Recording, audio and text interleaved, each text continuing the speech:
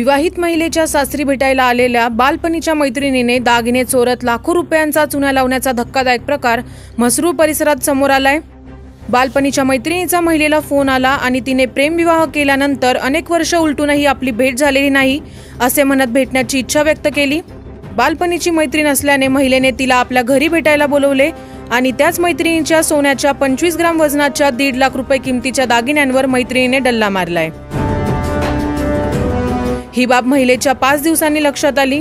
मखमलाबाद रोडवरील शांतीनगर भागातील रामकृष्ण नगर परिसरात राहणाऱ्या अनिता साळवे या आपल्या कुटुंबासमवेत राहतात। 15 एप्रिल रोजी त्यांची माहेरकडील मैत्रीण युगंधरा हिरेमठ हिचा फोन आला।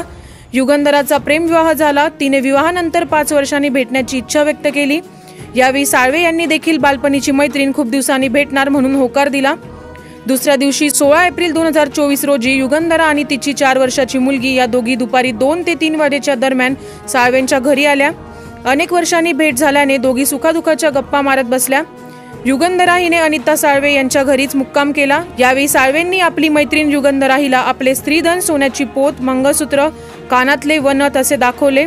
त्यानंतर हे सर्व दागिने स्वयंपाकघरातील एका बरणीत ठेवले। मात्र दागिने ठेवत असताना युगंधराने बघितले होते।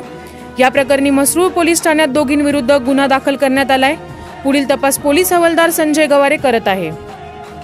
9 न्यूज महाराष्ट्रासाठी प्रतिनिधी अमोल वाघमोडे, नाशिक।